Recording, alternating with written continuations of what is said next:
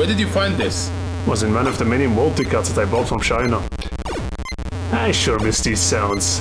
I really do. No music, just the sounds of the engines and us smashing enemy tanks. Yo, behave! We have guests. Oh. Careful now, we want to make it far today. Anyway, welcome to another Sledgehammer review. I'm your host, Dr. Sledgehammer. Damn, sorry about that. This is Battle City, and it's an absolute travesty that you probably never heard of this game before. It's a super fun party game, hell entertaining. It has the potential to be so addicting that it deserves the same success as game franchises like Bomberman or Mario Kart. Why? Because it's a simple but entertaining concept with endless replayability value. Grenade! No! You know, that moment of silence at the end of the match? It's so rewarding, so awesome, so good. Great, you wasted our score points. Well, sucks to be you, but Munch. It's a multi-directional shooter in a sandbox that is perfectly geared for multiplayer sessions, pretty much like Bomberman, a perfect party game. Imagine playing this in a sequel with 3 other players. Better graphics, better functions. Yeah, what could have been. Now the goal is to eliminate a number of enemies displayed to the upper right side of the screen. These enemies have very shitty AI, but that won't help you much if you catch stray bullets. Oh, poopy. There are a bunch of methods to gain extra lives in this game, so you do not have to worry too much about dying. Hey, I needed that badly. Fuck's sake.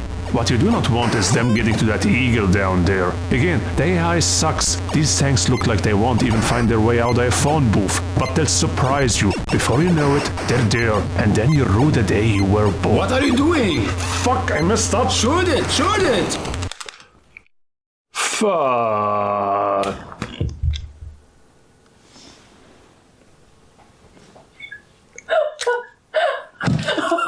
Luckily, you can just switch levels to the one you were just in, so that's fine. Just another feature that just shows how this game was geared toward unique multiplayer experiences. Each level has so many different terrain elements that act differently. You can shoot bricks, but not steel, at least not with your current form. You can shoot through water tiles, but not move across it. Enemies will hide in grass and surprise you.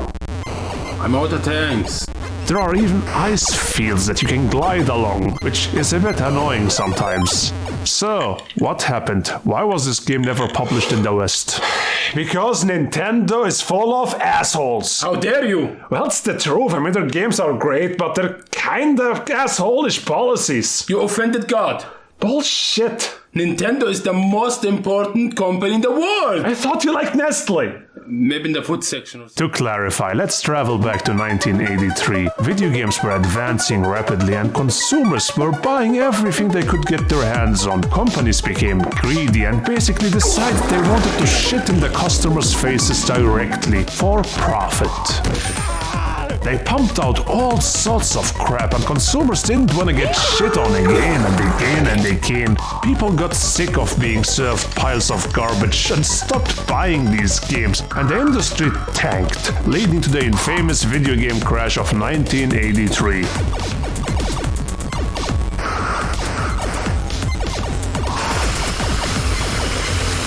Enter the Nintendo NES, a new console that outperformed everything before it. These games were fucking incredible. People started buying games again and loved them. To prevent another crash, Nintendo of America implemented strict policies. They limited the number of games a developer could release annually, demanded payment for a predetermined number of cartridges, and made developers eat the costs of unsold inventory. Namco, the developer of Battle City and one of the biggest arcade publishers in the world, had 9 games ready at the console's release, but they weren't about to be treated like a cast-off side piece, so they told Nintendo to eat a fat one.